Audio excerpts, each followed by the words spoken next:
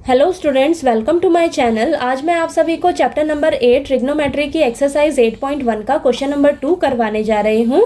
हमें दिया है in the given figure find tan p minus cot r। हमें ये फिगर दी हुई है और बोला है इसकी वैल्यू निकाल कर बताइए। ठीक है, तो हम देख रहे हैं हमें एक राइट एंगल ट्राइंगल दिया है जिसमें Q पॉइंट पर हमें राइट एंगल दे रखा है। ठीक है, और PQ साइड हमें दे रखी है 12 सेंटीमीटर और PR साइड दे रखी है हमें 13 सेंटीमीटर। ठीक है, तो चलिए अब इसको सॉल्व करते हैं। सबसे पहले हम लिखेंगे in triangle PQR right angled at Q। ठीक है, और हमें PQ साइड दी है 12 सेंटीमीटर। ठीक है, और PR साइड दी है हमें 13 सेंटीमीटर। ठीक है, और हमें इसकी वैल्यू निकालनी है, तो tan p और cot r की वैल्यू निकालने के लिए हमें तीनों साइड्स पता रहनी चाहिए। ठीक है, लेकिन हमें QR साइड तो पता ही नहीं है। ठीक है, तो हमें अगर दो साइड दी हो, तीसरी साइड निकालनी हो, तो तीसरी साइड निकालने के लिए हम यूज़ करते हैं पाइथागोरस थ्योरम। ठीक है, तो लिखेंगे by using Pythagoras theorem PR square is equal to PQ का स्क्वायर प्लस QR स्क्वायर। ठीक है, PR कितना दे रखा है हमें 13, तो 13 का स्क्वायर। PQ कितना दे रखा है 12, तो 12 का स्क्वायर प्लस QR निकालना है, तो इसको एज इट इज रखेंगे। QR का स्क्वायर, 13 का स्क्वायर हमारे पास होता है 169, 12 का होता है हमारा 144। ठीक है, प्लस P यहाँ पर है Q। ठीक है, सॉरी Q है। ठीक है, तो QR का स्क्वायर। अब हमें QR निकालना है। 144 को जो है हम इस साइड ले आएंगे इक्वल टू के इधर, तो प्लस का है तो माइनस का हो जाएगा, तो माइनस 144 और इधर QR का स्क्वायर रहेगा। अब 169 में से अगर हम 144 को माइनस करेंगे तो हमारे पास आएगा 25। ठीक है, तो 25 QR स्क्वायर। ठीक है, तो अब इसको हम इधर शिफ्ट कर लेंगे, तो QR, अब ये जो स्क्वायर है इसको इस साइड लेके जाएंगे तो क्या हो जाएगा हमारा रूट का 25। ठीक है, तो रूट 25 कितना आएगा हमारे पास 5। ठीक है, या आप इसको क्या करिए, ऐसे कर लीजिए, 5 का स्क्वायर कर लीजिए। 5 का स्क्वायर 25 आएगा, रूट से स्क्वायर कैंसिल, तो आपके पास QR कितना निकल के आएगा 5। ठीक है, तो QR साइड आई हमारे पास 5। ठीक है, अब हमें PQ साइड क्वेश्चन में दी थी 12 सेंटीमीटर।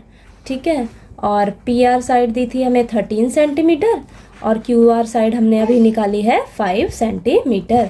और हमें क्वेश्चन में क्या निकालने के लिए बोला था, tan p minus cot r। ठीक है, इसकी वैल्यू निकालने के लिए बोली है। ठीक है, तो इसके लिए हम क्या करेंगे, सबसे पहले tan p निकालते हैं। tan p, तो मैंने आपको ये शॉर्ट फॉर्मूला बताया था, पीले बेटा पीले हर हर बोल के। ठीक है, तो ये जो लास्ट वाला है आपका वो tan थीटा का फॉर्मूला है, तो लिख लेंगे यहाँ पर परपेंडिकुलर अपॉन बेस। ठीक है, तो अब हम देख रहे हैं हमें क्या बोला है, P, tan P निकालने के लिए तो हम क्या करेंगे, एंगल P को कंसीडर करेंगे डायग्राम में, तो देखेंगे एंगल P के हिसाब से हमारा परपेंडिकुलर और बेस क्या होगा। अब यहाँ पर अगर आप एंगल P को कंसीडर करेंगे ना, तो एंगल P के हिसाब से हमारा जो परपेंडिकुलर है वो QR हो जाएगा, और ये तो हाइपोटेन्यूज रहेगी, हमें बेस चाहिए तो बेस हो जाएगा हमारा PQ। ठीक है, तो QR जो है हमारा वो क्या हो जाएगा, परपेंडिकुलर, और बेस क्या हो जाएगा PQ। ठीक है, तो हमें QR कितना दिया हुआ है, QR हमने निकाला है 5 और PQ कितना है 12। ठीक है, तो हमारे पास tan P की वैल्यू कितनी निकल कर आई, 5/12। ठीक है, ये आई है, और हमें क्या निकालना है, cot R। ठीक है, अब cot r निकाल के देखते हैं, जब इन दोनों की वैल्यूज आ जाएंगी उन दोनों को माइनस कर देंगे। ठीक है, अब tan के लिए क्या फॉर्मूला होता है, परपेंडिकुलर अपॉन बेस। अब tan का उल्टा क्या होता है, cot, तो cot के लिए क्या हो जाएगा, बेस अपॉन परपेंडिकुलर।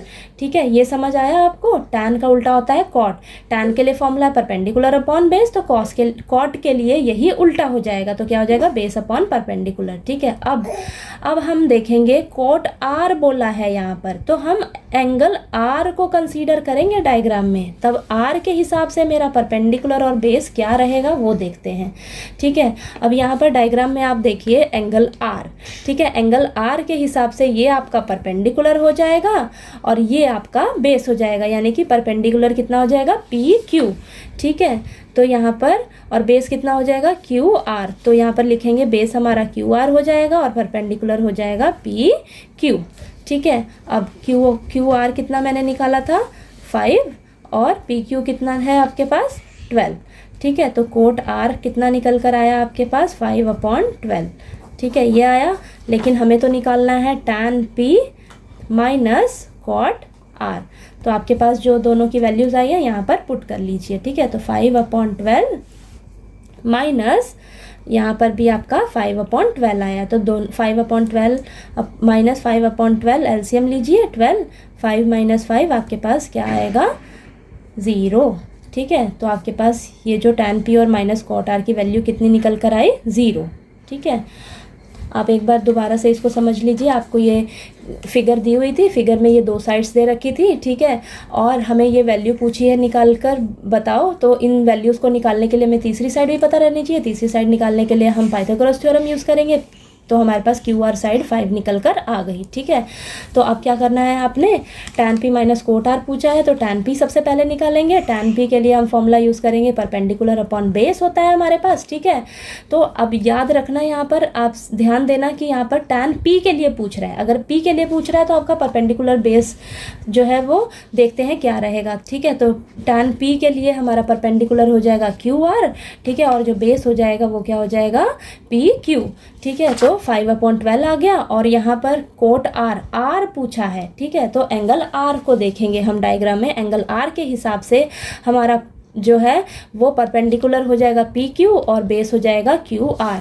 तो यहाँ पर आप लिख लीजिए परपेंडिकुलर की जगह पी क्यू और बेस की जगह क्यू आर। ठीक है, तो यहाँ से आप वैल्यूज़ पुट कर लीजिए। अब आपके पास tan p और कोट आर की वैल्यू आ जाएगी। जैसे ही इन दोनों की वैल्यू आई, आपसे जो पूछा है उसमें भर दीजिए। तो पुट करने के बाद आपके पास इन दोनों की वैल्यूज़ माइनस करके कितनी आई है 0। ठीक है, तो आपको क्वेश्चन नंबर 2 जो है वो अच्छे से क्लियर हो गया होगा। नेक्स्ट क्वेश्चन नंबर 3 के लिए हम नेक्स्ट वीडियो में मिलते हैं।